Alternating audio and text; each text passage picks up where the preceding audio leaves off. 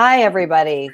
Thank you for being with us again today. I'm excited to share some new information that we are just hearing this week from journalists, and a lot has changed. So Shannon and I are going to pack it into the next 30 minutes to tell you guys what you need to be preparing for the coming week. So I'm Lisa Arledge-Powell. I am with Media Source. We're a public relations firm, and we specialize in getting exposure for organizations through working with the media, through storytelling, through social media.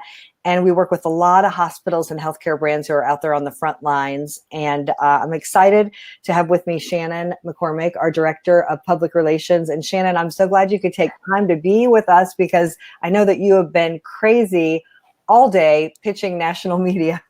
Oh, we slept a little bit, right? It was, late night last night, and then lots of media questions this morning, but I'm really happy to be here. Good. Well, she's got lots of great info to share, so we are going to get started. So let's first talk about a couple things. The two big trends we're watching this week in the media include the expected peak in coronavirus cases in some hotspots nationwide, and how that's going to be affecting our media coverage, as well as number two, the impact of deep budget cuts that we're seeing cause layoffs and furloughs of journalists across the country. So here's what we're going to talk about today. Those two things, as well as where are we right now in the landscape. We're going to talk about solutions if you are running into some of your key contacts that are part of the media cuts. We're going to have some advice from experts, not only journalists, but also a public relations professional on the front lines at one of the hospitals. We're going to look ahead for what we think is going to happen in the media next week.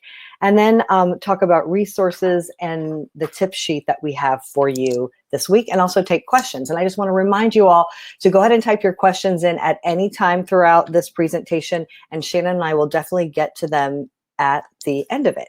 So let's talk about the landscape. Where are we now? Well, this is going to be expected to be a pivotal window in the news cycle. Experts are saying that the cases are going to peak in certain hotspots nationwide, such as New York. So what we don't know right now is how long this peak might last. So keep this in mind. While this crisis is affecting all of us, the extent of its impact on journalists you're communicating with, it may be different depending on where they live, where their organization is located. So I know that most of you, I think, joining us deal with journalists not only in like the local city where you may be based, but most of you are talking to journalists across the country. So I think we just all need to keep in mind that if they're in some of those hotspots, they're going to have a different outlook and a different point of view than those that may be based in parts of the country that aren't really experiencing the intensity of the coronavirus. One thing I think we all can assume is if we're dealing with national journalists, just assume they are in the hotspot areas. For example, many networks and top outlets, as you all know, are based in New York, and obviously they're in the thick of things. So this is just something that we heard from a booker for NBC News in New York. He's saying we're really focused on hospitals, on the front lines, and what they're doing to protect their staff and their patients right now. So that's just kind of like a point of view from New York. We think that many other national producers we can kind of put in that New York, that major city hotspot bucket. So keep that in mind. So in the meantime, there are a lot more signs that the conversation on social media is shifting. And we think this is because social media users are, just kind of like us. We're all adjusting to the new normal. You've heard about it a lot. We're talking about it a lot. So this past week, we saw a 71% decrease in the number of articles about coronavirus published on social media, and an 80% decrease in engagement across social platforms about COVID-19. So for brands, what this means is it's a time that we need to establish a new normal in our social strategy that we can utilize, and also, as we know, adjust as the crisis moves forward. So this might include some, tasteful brand initiatives, but we all need to remain aware of the ongoing disruptions to daily life, obviously, as you guys all know. So to get a deeper idea of the trends on social, we want to look at a couple key phrases and how often they're being used. So some of the keywords we think have already peaked and they're now on the decline. And I think this could be because they were things that happened when the crisis first began in the United States. And like I said, we're all just getting used to the new reality. So the first keyword is flatten the curve. It's a brand new term. Most of us heard for the first time just a couple of weeks ago. And week 2 of the crisis saw a huge jump in this term, but it's really been declining a bit in the following weeks. Social distancing, that's another new term. That term actually peaked a week after flatten the curve. And it seems that that happened when the states began their stay-at-home policies. And then the next term is mask, because our brave healthcare workers are still trying to secure enough safety equipment. The use of masks continues to grow in huge numbers. And this last term, good news, I think it says a lot about our human nature to see the use of good news on the rise. Look at that, how it's going up as the number of cases grows. So I think that's what it tells us is journalists are looking for good news. On social media, people are looking for good news. So in this time of tragedy, if your brand has some feel-good stories, you definitely need to be putting them out there in the media. And so I'm going to turn it over now to Shannon, who has a little bit more of her pulse on exactly what journalists are saying and also what's happening with a lot of media cuts. Yeah, Lisa, I wish the news was better for the journalists. They are telling good news stories, but a lot of them are getting bad news. And we're really starting in a media relations sense to feel the impact and see the realities of these deep cutbacks and changes.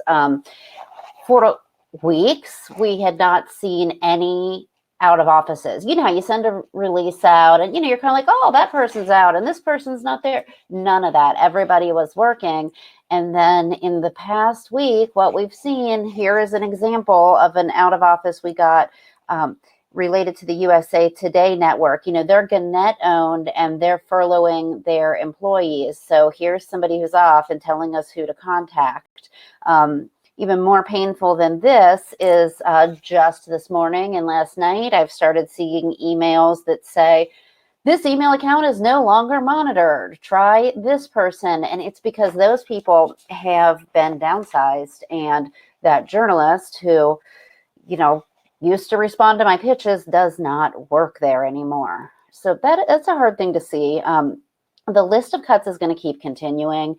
Techni is one of the biggest TV station ownership groups in the country, and they announced furloughs for their staff level people and then pay cuts for their managers. This affects a lot of stations. Newspapers are the hardest hit because they're losing the revenue, but they are not the only ones impacted. And I think it's important to really stay up on this. So we put a full list of the cuts in this week's tip sheet. So you see there's a mediasourcetv.com/COVID-19 address on the screen right there. You can go there and you can download our tip sheet, which does have more specific information on where we are seeing these painful decisions made in the media.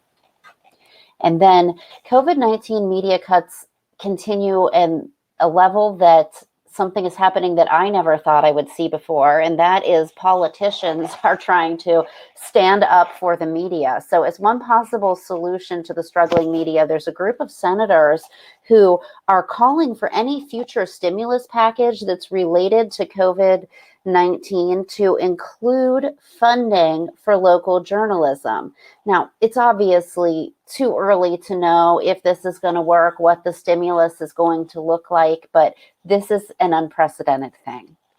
The COVID-19 media cuts leave a lot of us asking then, what should we be doing? How should we be adapting? Because like I said earlier, when you are pitching people and some of your friendlies or the people you've really enjoyed and had good experiences working with them, they aren't there anymore.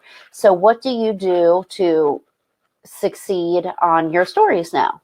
Well, the one thing is I think we need to be really watching on social media because these folks are out there being very vocal. I saw people posting that, today was my last day at my newspaper. I had a great run, and there was one guy that it was 30 years for him, and he had a play on words in his tweet about the, 30 kind of ending the news release and ending his career at that paper. Lots of people congratulating them. And I would say interact there. You want to show kindness and compassion and offer support for these downsized journalists. They are at, at a low point right now. We're all feeling uncertain. Imagine if you were in their shoes. And then think about the survivors too. There is trauma being experienced by the people who are finding out that their workload is greatly increased. The person that sits next to them that they would bounce ideas off of is gone. The demands for news are up. Viewership and readership is up. The amount of people to produce it is down. So if you are one of the lucky ones still having your job, you have more to do now. So as a PR person, I ask myself, how can I button this up? How can I write this in the shortest, clearest way that sounds the most like news language? Check my Associated Press style. How can I button it up so they don't have to come ask me for things? Do you have a non-spokesperson, a patient or a real person impacted like this? Do you have a photo? I get it all together and try and serve it up to them on a platter so that my story is the easiest story they will tell today. So think about helping those survivors. And then in practicality, you do have to start right now revisiting your media lists. And I would advise everybody to do this really carefully. You can't just blast things out and then call with the, did you get my press release? And unless you're really close to somebody, it's hard to ask one of the survivors who's doing this now, or ask one of the people that got laid off, hey, who's going to pick up your work? We need to be sensitive here. So heavily consume news, pay attention on social media to who's gone and who's not, so that you know some of this information yourself. And just be sensitive in how you ask as you revisit your list. But this is a custom pitching world. This is not a mass list pitching world at all right now. And the last thing I would say is stay in touch with your friends who you loved working with in the media and did great stories, because you know what? Those people will land other places. A lot of them will still be journalists, just did a different job eventually, and they'll remember who stuck by them. All right. Thank you, Shannon. So, as Shannon said, it's been really an unprecedented time for the media. And media, they're adjusting in lots of different ways. And as we've talked over the past couple of weeks on these webinars, they're all working from home, right? The new normal is the journalists are working from home. They're working for their living rooms. Or here is something that you don't really see that often. This is a meteorologist in Huntington, West Virginia.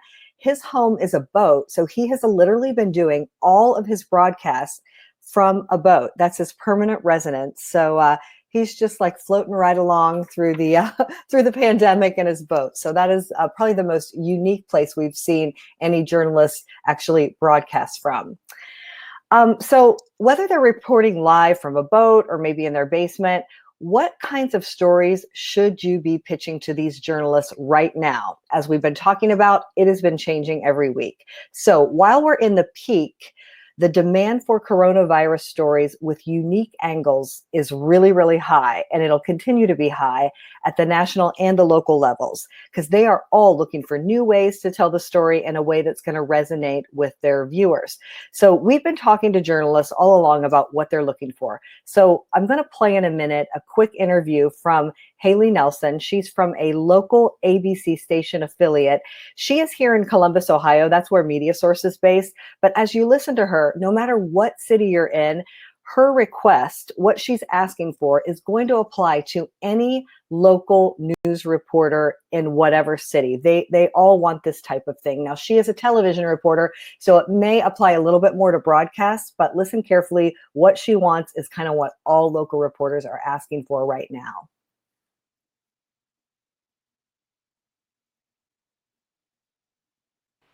Hi everybody, Haley Nelson with ABC6 coming to you from my home office setup. Right now we're really looking for stories about local companies fighting back from adversity, doing what they can, as well as local businesses that are trying to be innovative and creative to help in the fight against this pandemic. Also looking for personal stories to different citizens, community members that are fighting back, really looking for that personal, emotional element right now for our viewers.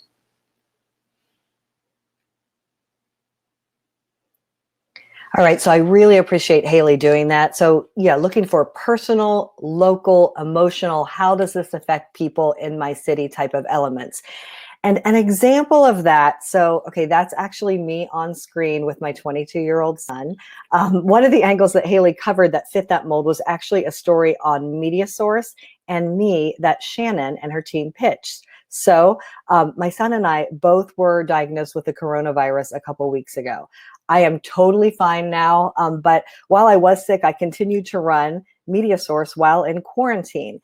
And although my case was very, very mild, this was of interest to Haley because as a local reporter, even though my symptoms were not serious, she wanted to hear about like what, how is this affecting the community? How is it affecting business owners? So I tell you this to say that the local reporters, they may not need a very dramatic life or death surviving coronavirus story.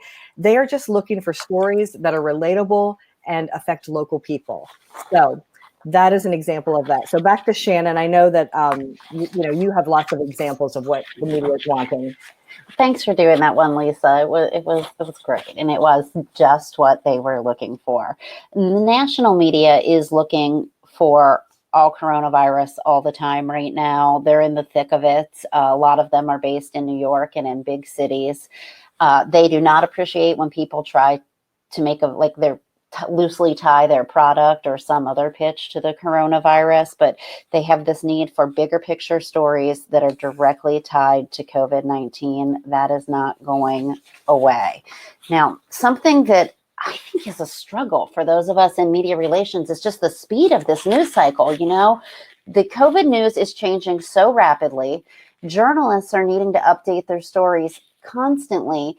And with every PR person that's working right now seems to be working on the same story. Like, who's had a truly new idea or the first idea? So an example was I was talking to a person at another PR firm, and she said, boy, I wish that President Trump would do his briefings earlier in the day because we're finding those happen in the evening, and then we need to react to them and we need to talk to journalists. So that was just an example. The news is coming out at different times, and we're seeing a saturation of stories. So there aren't that many brand new ideas. So for local media outlets and outlets nationwide, it's critical that the stories really have mass appeal. And the thing that's helping is when there's a strong consumer takeaway, an actionable item for the person that's going to read or watch this. And you really want to be paying attention to how are these journalists living? Because if they're in New York, you're going to pitch them differently than you might pitch somebody who's in Denver right now.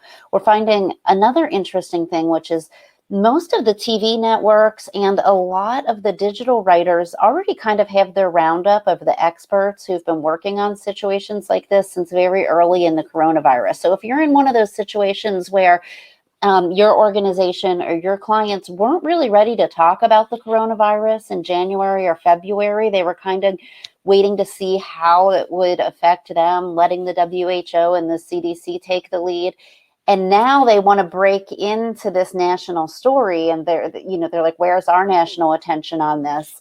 The way to do this is to consider a really refined story that's going to be different, where you have something different to say, because the media already has their people set up that they're answering their very general, latest health news kind of questions. So those expert opportunities are harder, but a great story is a great story. So, and now more than ever, it's not just what you pitch, it's where the people you're pitching live, right? Because the New York perspective is different than other places, but also who you pitch. It's really a moving target. So many journalists are shifting their beats. So at ABC News, this was their foreign correspondent you see on the screen. He covered wars, and now he is the good news reporter for COVID-19. Another example is here in Columbus, NBC4. Their sports director has started a series that he's calling Backyard Basics, and he's asking viewers to send in video of parents and their kids practicing sports and skills outside. In Buckeye country this time of year, that's not something that we would have seen happen. with that particular reporter. So people are being reassigned. And when you're talking to these journalists, I realize we are all busy and under pressure. They are too. And thought this was interesting. A lot of times where they don't want the fluff, the, hey, I hope this finds you well. How are you doing? This journalist is calling out people who are not really taking the time. So you have to balance here, I guess, is what I'm saying. You want to be real in your communication, show your kindness and compassion, make sure they're doing okay, but you also kind of need to cut to the chase. So think like every word in an email counts right now. We had a gatekeeper from ABC News today, say to us, hey, Fred, my inbox is blowing up. We had sent him a whole press release. Can you just tell me what the takeaway is for this and if it's different than things happening other places in the country? And so we, sent back 2 sentences. So it's a delicate balancing act. When you know the journalists well, that's going to help direct you. But when you don't, extra thought is really needed. And I think that applies to everybody on the front lines. Don't you, Lisa? It definitely does. So I'm going to just give you a sense of what it is like from the front lines. So we talked to a public relations professional, Marty Leach. She's the director of media relations at the Ohio State University Wexner Medical Center, one of our clients in the healthcare space. And I just wanted to highlight a quote from a conversation I had with Marty earlier this week about what she's been experiencing working with journalists right now. And she told me, we thought we'd have to do a lot more refusing of things that journalists ask than we have. But the truth is, journalists do not want to come into the hospital, and we don't want them there for everybody's safety. So what Marty is saying is, like, right now, journalists are on the same page as we all are. Like, they're going through the story just like we are. They don't want to get sick either. So I think that's just something interesting that maybe we haven't seen in the past. They're usually like clamoring at the front door, trying to get in any way they can. So a few other things that Marty shared with me that I wanted to share with you. So in general, she says it's all been about adapting to the changing needs. So she was saying that before the crisis, reporters, and I'm sure you guys have seen this too, they were very hesitant to accept any type of interview via Skype or via FaceTime. They always wanted to bring their own camera into your institution. But, now she said that's all they're requesting. They don't even ask to like come in the hospital or bring a doctor outside. They're requesting the Skype and the FaceTime. And also, a lot of the field reporters and photographers for the television stations, they are not allowed to go into the station. Only maybe one of the anchors goes in. So they've been editing their stories or maybe hanging out between newscasts in the hospital parking lot. So they're all kind of like vagabonds right now. They can't go into the station, but they're not going to go home right now because their story's not filed. So that is something new. Another thing that Marty said, and I think we all agree, the news cycle is changing. She was telling me that a few weeks ago, almost every communication she had with journalists was answering some type of inbound request about the coronavirus. Fast forward to this week, she says she's now seen a pivot where it's about 80 to 90% of those inbound COVID-related requests, and the rest is really unrelated to the crisis. So I think what that shows us is that the news cycle is indeed changing, and we can think about some other stories to pitch as long as we do it strategically. And I think that's the key. You've got to be really thoughtful if it is not related to this pandemic of what you pitch, how you pitch, and who you pitch it to. And also, like most other communicators, Marty and her team at Ohio State, they are working from home as they're trying to handle this crisis. And one thing that she said is that frequent and clear communication is a key factor. She and her team start the day with a morning phone call to get updates and kind of see where everything stands. And then they constantly keep each other updated throughout the day. So I think, communication is more important than ever before. And then one last thing I wanted to share from her, it's just interesting to see how people come together in a crisis. She just says she's really in awe of how well everybody's working together. She's really proud to be part of a system and grateful for everyone who's doing their best and making sure that the team is ready for this. And I just want to say, I am really amazed. I know that, Marty's hospital at Ohio State, they are working with other hospitals throughout the city together. And I'm just seeing everyone just work together for the greater good. in really less than ideal conditions all the way around. So just great job for all of you that are out there, on the front lines. I think it's really amazing what you're doing. And, all of us are here to support you.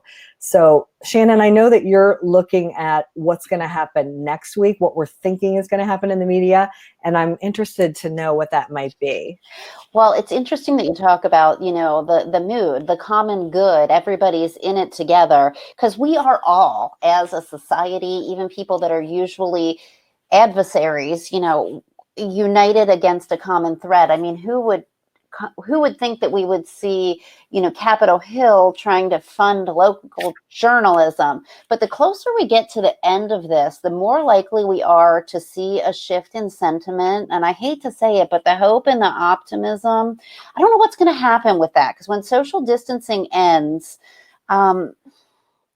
people are going to start trying to get back to normal lives, and tone could change, because a new CNN poll shows that Americans really are not feeling optimistic. 6 in 10 respondents, said that, the economy's in very poor shape. They don't think the outlook's good. And I think that we could start seeing some different kinds of hardship stories.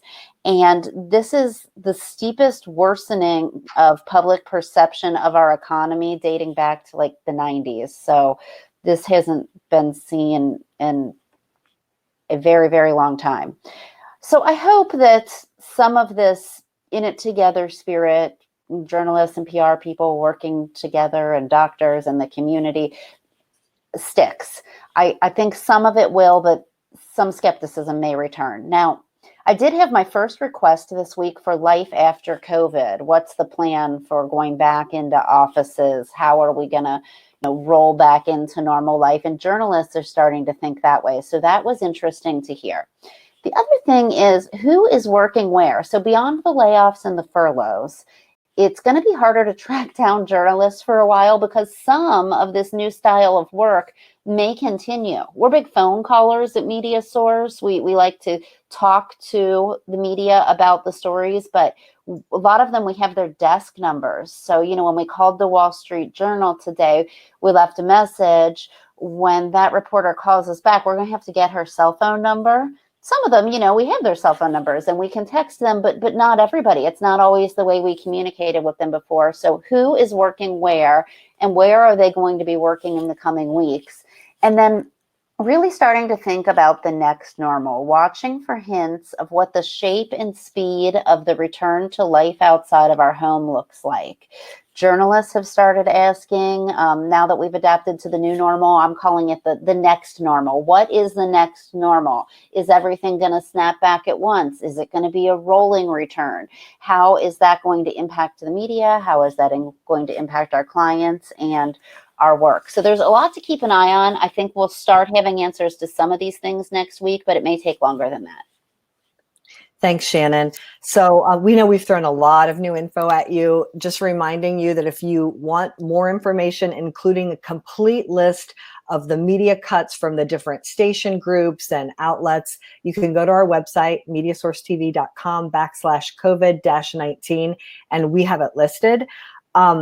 Unless we see really, really big changes in the media, we may not be back next week with a new webinar, because we don't want to repeat information. However, I want to assure you guys, because I know a lot of you have been joining us every week, if a lot does shift, we definitely will be back. So we will definitely send you an email.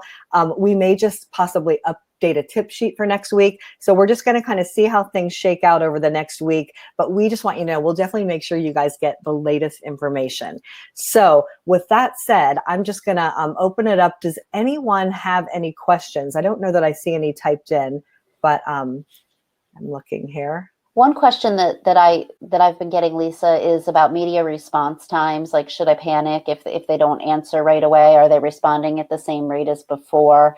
And I would say yes and no. Like, follow up is good, because journalists already had full inboxes and they're indicating that they are more full. So I think the chances of like your email getting lost, or like I said, communication channels are different. It might take a little longer, but if it feels like it's taking too long, follow up. Okay, great.